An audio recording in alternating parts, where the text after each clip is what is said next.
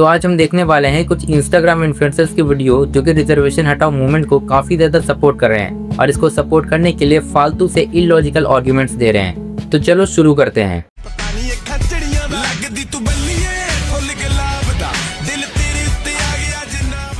अच्छा जी, ऐसा है क्या? वैसे तो फुटबॉल में भी रिजर्वेशन नहीं होता, तो उसमें तो हम नंबर 1 है ही है। फीफा वर्ल्ड कप हर बार हम ही तो जीतते हैं।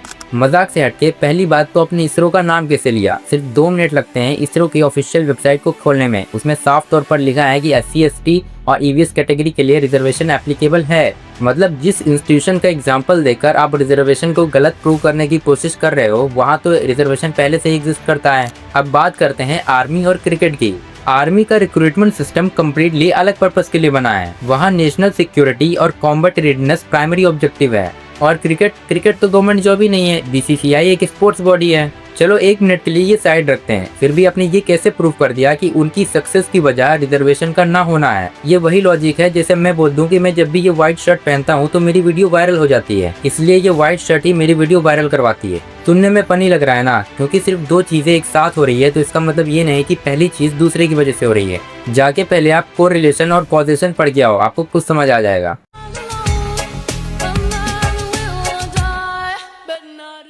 सबसे पहली बात, ये जो स्क्रीनशॉट दिखाया गया है वो JEE mains qualifying cut off है, ना कि IIT में एडमिशन होने का फाइनल कट ऑफ। लेकिन चलो इस बात को साइड में रखते हैं। आप मुझे एक एग्जांपल दे दो कि इंडिया में कौन से रिपोर्ट में या कौन से केस में ये लिखा हुआ है ये ब्रिज रिजर्वेशन वाले इंजीनियर की वजह से गिरा है। एक भी ऑफिशियल रिपोर्ट दिखा दो आप मुझे।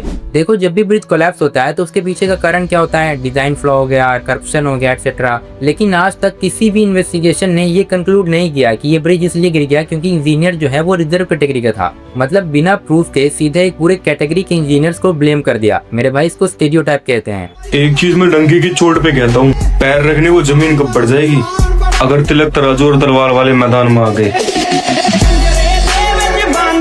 अच्छा, तो अब आर्ग्यूमेंट्स खत्म हो गए, अब कास्ट और पॉपुलेशन की धमकियां शुरू हो गई। मुझे लगा था रिजर्वेशन के खिलाफ डेटा, कॉन्स्टिट्यूशन या इकोनॉमिक्स की बात होगी, पर यहाँ तो डायलॉगबाजी चल रही है। अच्छा भाई, काम करते हैं, रिजर्वेशन हटा देते हैं, पर ये जो सरनेम पर आप हमेशा प्राउड लेते रहते हो, ये सरनेम आप हटा लो। ये सरनेम हमारे पुरखों द्वारा दिए गए बलिदान का प्रतीक है, कोई भीख में दी हुई चीज नहीं।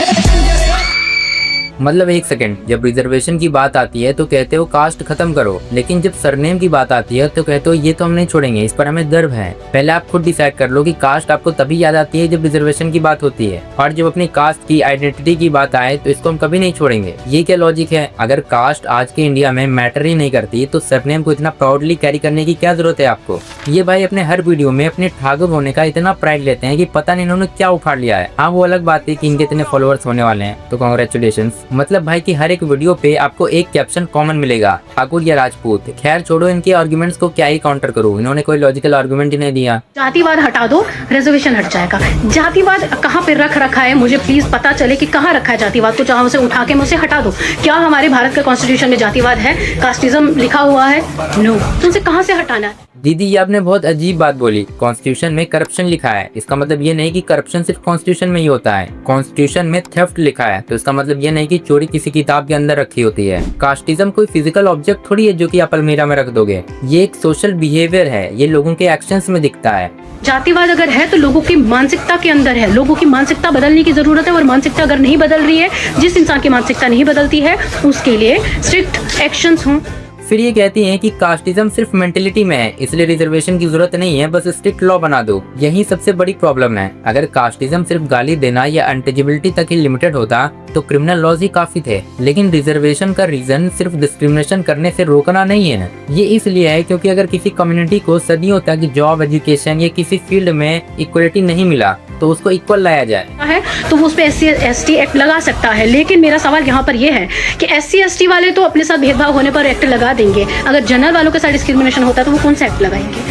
इसमें कंफ्यूजन है जो हर इंसान को है। देखो, SC ST एक्ट किसी कास्ट को प्रिविलेज देने के लिए नहीं बनाया गया। ये एक्ट उन क्राइम्स के लिए बना है जो किसी व्यक्ति को SC ST होने पर किए जाते हैं। अगर किसी ब्राह्मण, राजपूत या किसी के साथ असॉल्ट होता है तो उसके लिए पहले से ही क्रिमिनल लॉज एग्जिस्ट करते हैं। फर्क सिर्फ इतना है कि SC ST act specially caste based atrocities को एड्रेस करता है। दूसरी बात, कह रहे सरनेम हटा दो। क्या सरनेम हटाने से इंसान की मानसिकता बदल जाती है? क्या मेरा सरनेम किसी को गाली दे रहा है, मेरी मानसिकता किसी को गाली दे रही है, तो मानसिकता बदलने की जरूरत है।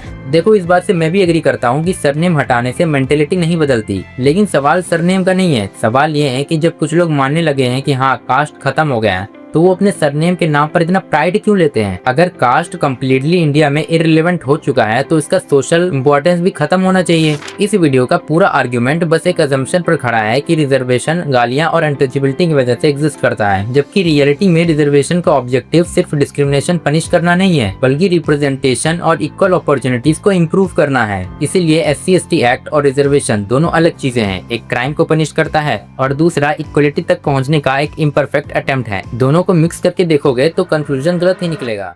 तो भाई इस वीडियो में मैंने उन लोगों को गलत प्रूव करने की कोशिश की जो इस मूवमेंट को सपोर्ट कर रहे हैं, पर अगली वीडियो में हम लोग इस आंदोलन के लीडर के आर्गुमेंट्स का जवाब देंगे। तो मेक श्योर आप चैनल को सब्सक्राइब कर लो और हाँ वीडियो पसंद आए तो इस पे एक लाइक जरूर कर देना।